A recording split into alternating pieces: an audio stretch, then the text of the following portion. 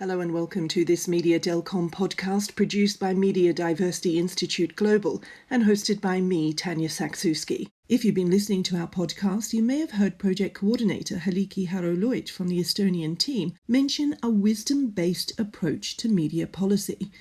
If you didn't hear that interview, you're probably wondering what it is. Well, in this episode, we talk to Halliki to find out the details. You're encouraging a wisdom-based media policy. What is it? Can you explain it, please? Wisdom-based media policy is dialogic evidence-based policy, if we can put it very briefly. But the idea is that as we are living in the area of acceleration and more information and knowledge is produced, then we need to ask critically how we shall use this knowledge what is produced, and also what are actually the knowledge gaps. Who governs? Who is taking care of governing the knowledge production agendas? And our proposal is that the very classical evidence-based policy means that policy should use evidence, and especially when we speak about media policy, that we actually need to know what is going on with media and with media consuming, etc. Now, the critical question is that even if we know something, then how the policymakers and other stakeholders use this knowledge. And our proposal is that it is the problem of evidence-based policy is that it is one-way communication. Mostly researchers, but also other non-academic experts are asked to disseminate results. We always try to disseminate everything or to promote something. And our, information space is full of people who would like to disseminate something. Now we have to ask critically, where is the dialogue? Where is the time and motivation of different stakeholders to listen, and on the basis of listening to ask further questions, so that we finally can negotiate what could be the aim of policy and where is the state of art, where are we now. Just one example. When, for example, a European Union started to promote this media freedom regulation, then the problem is that very different countries actually have very different state of art, or the conditions are what we have now are different. So one and the same kind of law would have different effects on different countries or contexts. But, for example, if I follow the Estonian discussion, let me say on hate speech, then I discover that there is no knowledge. Is this a problem in Estonian society or not? So this needs some more dialogue between researchers and also policymakers. So what you're saying, if I've understood you correctly, is a lot of research is being conducted or commissioned. There's a lot of data being collected, analysed, a lot of findings being made, and decisions made on those findings and that data. But you're saying there needs to be another layer of dialogue. Does this apply to more of the sort of European Union, where you have an oversight body that then has a law that affects lots of different countries? Is it adding a layer of conversation there, or is it also in-country research and decisions? Both. In-country. It is all at both levels. National level as well as the European level. As I said, the reason is that you said that quite a lot of knowledge is applied. I wouldn't say so. I would say that sometimes different research provides sometimes even contrasting results. And so some of them are applied, some of not. So there is quite a lot of fuss. And also when we speak about applying certain results, then sometimes the first step to apply doesn't give you any effect.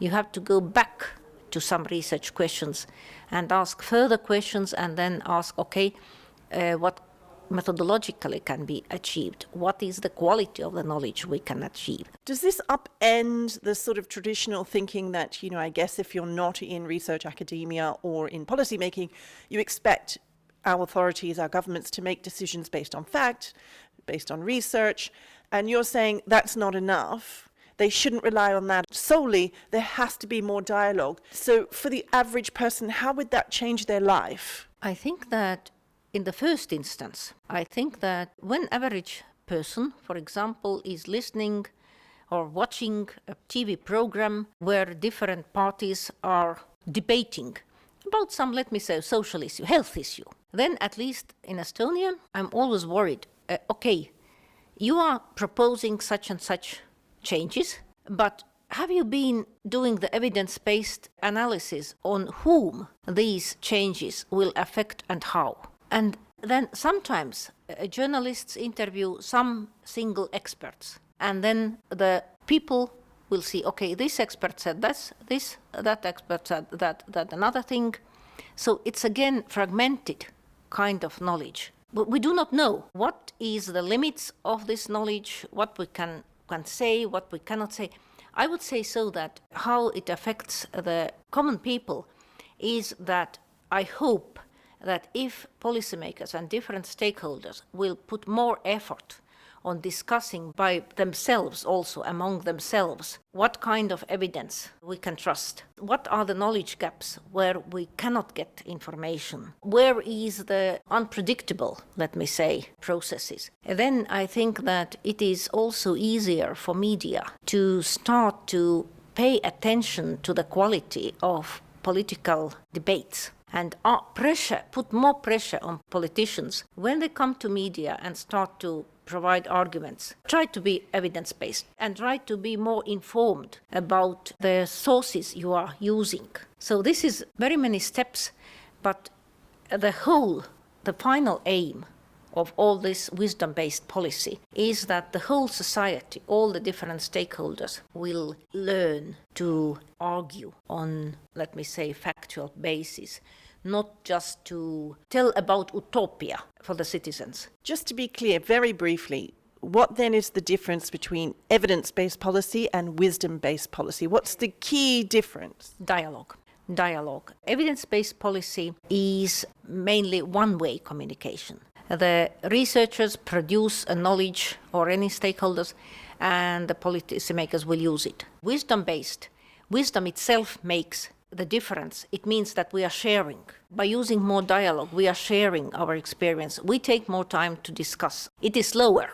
That is the problem. Yes, in accelerated society, it takes more time. But I think that we need to slow down a bit. Isn't there a big risk, though, that if you have this two-way dialogue, if you have this more negotiation or conversations between the policymakers and researchers, the researchers will feel that they've lost their independence? How can their research then be trusted that it hasn't been swayed, influenced, or anything else by a government or official?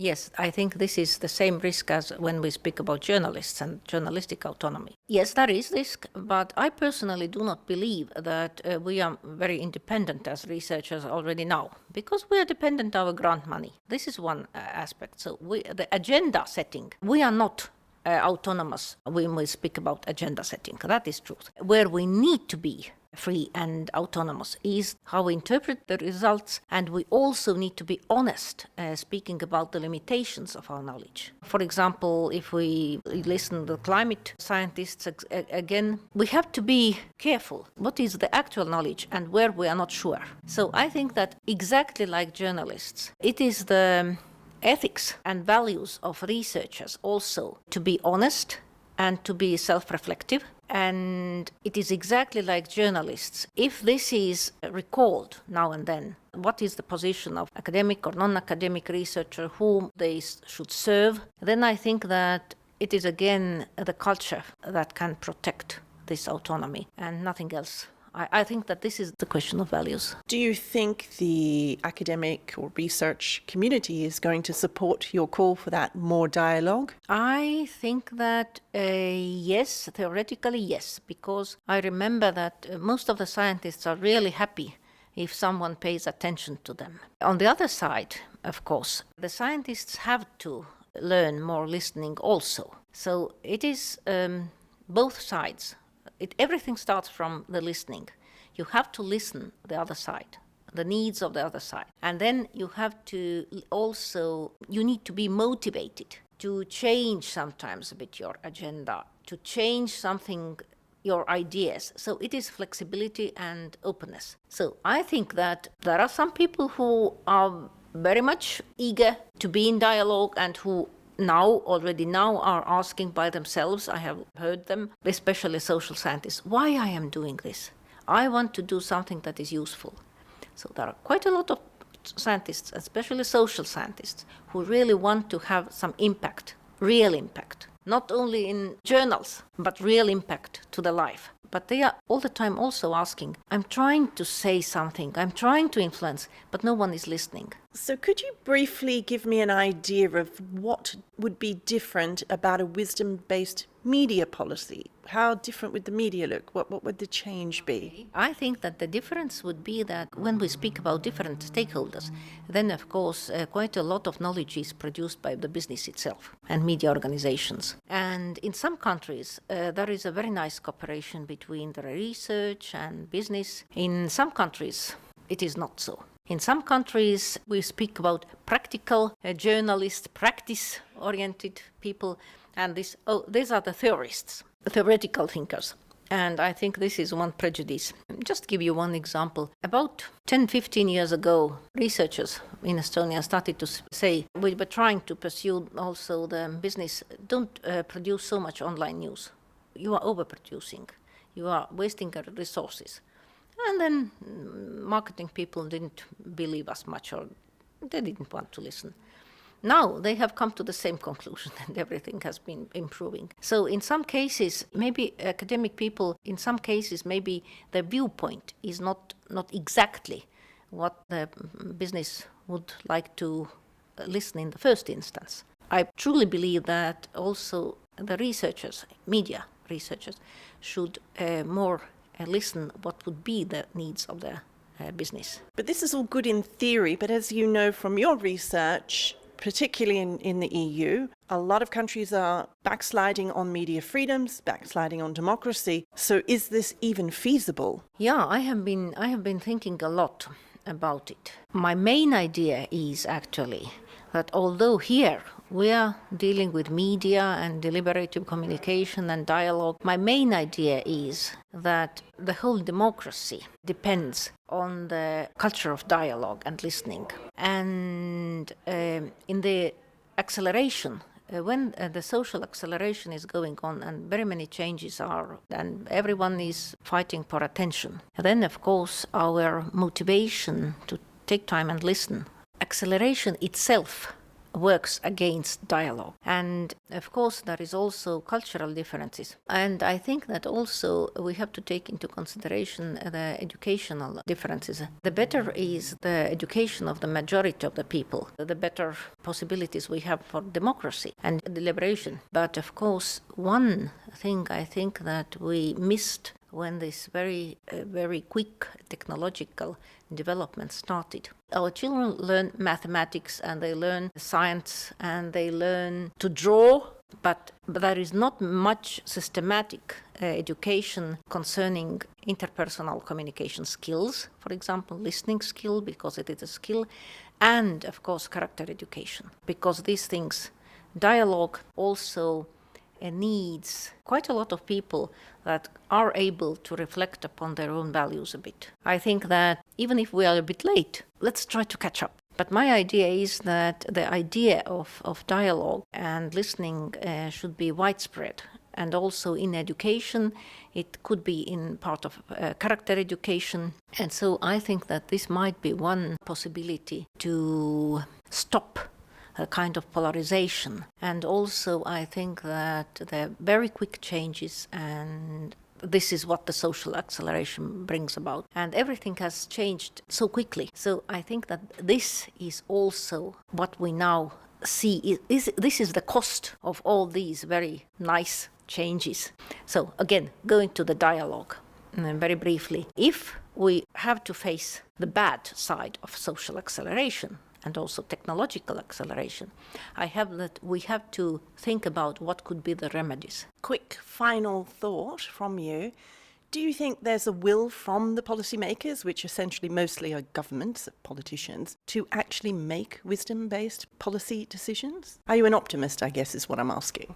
I think that if they got a kind of good experience, how listening and cooperation would help, then I think that this could be a perspective. So an optimistic note to end on.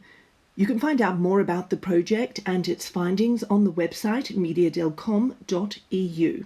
My thanks to Halliki for explaining the wisdom-based approach, and thank you for joining me for this MEDIADELCOM podcast, produced by Media Diversity Institute Global.